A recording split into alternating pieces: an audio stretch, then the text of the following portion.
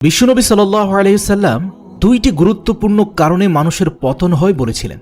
প্রিয় দর্শক, আজকের এই ভিডিও জুড়ে আমরা সেই দুইটি বিষয় নিয়ে আলোচনা করব, যে দুটো বিষয় কোনো মুসলমানের মধ্যে থাকলে তার পতন হবে। সুতরাং ভিডিওটি শেষ পর্যন্ত দেখুন। সবর, সহনশীলতা, পরিশ্রম, কষ্ট, বীরত্বপূর্ণ জীবন যাপন, এসবই তো মুমিনের জীবনের অন্যতম বৈশিষ্ট্য। সুখ, দুঃখ, আনন্দ, মুসিবত, সবসময় মুমিন এ জাতীয় জীবনযাপনে অভ্যস্ত হবে। কখনো পরিপূর্ণ সুখ থাকবে না, কখনো পরিপূর্ণ দুঃখও থাকবে না। এ দুটোর মাঝেই তো মুমিন জীবন অতিবাহিত করে। প্রকৃত মুমিন কখনোই আরামপ্রিয় হতে পারে না। এমনকি সে পরিশ্রম বিমুখ, কোমলতা প্রিয়, অলস, সুখ প্রত্যাশী, দুনিয়ার পূজারী কখনোই সে হতে পারে না। এ কারণে রাসূল সাল্লাল্লাহু আলাইহি সাল্লাম তার প্রিয় সাহাবী মুআজ বিন জাবাল রাদিয়াল্লাহু তাআলা আনহুকে যখন ইয়ামেনের গভর্নর করে পাঠাচ্ছেন, ওই সময়ে তিনি তাকে কিছু নসিহত করেছিলেন। বলেছিলেন, হে মুআজ, আরাম প্রিয়তা থেকে বিরত থাকবে, কেননা প্রকৃত মুমিনরা আরাম প্রিয় হতে পারে না। মিশকাত শরীফ।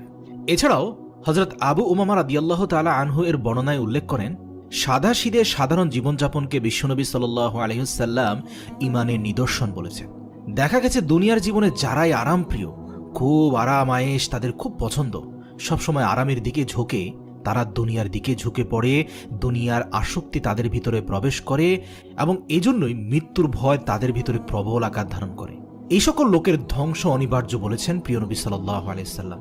বারবার সতর্ক করেছেন অতিমাত্রায় আরামপ্রিয় যেন মানুষ না হয়। হাদিসে এসেছে, রাসূল সাল্লাল্লাহু আলাইহি সাল্লাম সাহাবাকে সম্বোধন করে বলেছেন, আমার উম্মতদের উপর ওই সময় খুব কাছাকাছি যখন অন্যান্য জাতি গোষ্ঠীর লোকেরা তাদের উপর এমনভাবে ঝাঁপিয়ে পড়বে যেভাবে লোকেরা খাবার গ্রহণে ঝাঁপিয়ে পড়ে।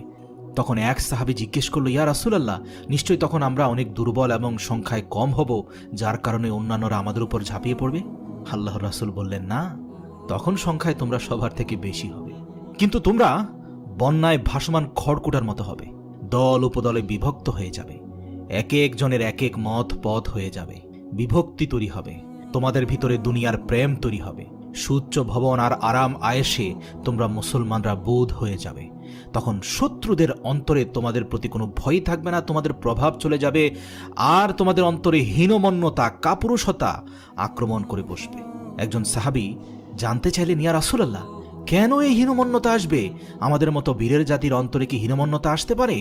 তখন প্রিয় নবী হযরত মুহাম্মদ সাল্লাল্লাহু আলাইহি সাল্লাম বললেন, ওই দুইটি কারণেই আসবে। এক, দুনিয়ার প্রতি তোমাদের ভালোবাসা প্রবল মাত্রায় বেড়ে যাবে, আর দ্বিতীয় হচ্ছে মৃত্যুকে তোমরা খুব ভয়ঙ্কর রকমের ভয় পেতে থাকবে। প্রিয় দর্শক, বাস্তবে বর্তমান মুসলমানদের মাঝে দুটি বিষয় লক্ষণীয় হারে বাড়ছে। পরকালের তুলনায় দুনিয়ার জীবনকে বেশি প্রাধান্য দিচ্ছে। একটা, দুইটা, চারটা একজনের ফ্ল্যাট দরকার, একাধিক গাড়ি দরকার, ব্যাংকে প্রচুর পরিমাণ অর্থ থাকা দরকার, সম্পদের পাহাড় গড়ে তোলার পেছনে দৌড়াচ্ছে মুসলমানরা। প্রিয় নবী সাল্লাল্লাহু আলাইহি সাল্লামের রেখে যাওয়া ভবিষ্যৎবাণী প্রতিফলিত হচ্ছে খুব দ্রুত, যা থেকে বেরিয়ে আসা মুমিন মুসলমানের জন্য একান্ত আবশ্যক। মনে রাখতে হবে, মুমিন মুসলমান সঠিক পথে ফিরে আসার জন্য অবশ্যই তাদের আরামের জীবন ত্যাগ করতে হবে। তাদেরকে হতে হবে কষ্ট সহিষ্ণু এবং আখিরাতকে দুনিয়ার উপর প্রাধান্য দিতে হবে। বিশ্বনবী সাল্লাল্লাহু আলাইহি সাল্লামের দেখানো পথ ও মতে জীবন পরিচালনা করাই হচ্ছে আমাদের পরিত্রাণের একমাত্র উপায়।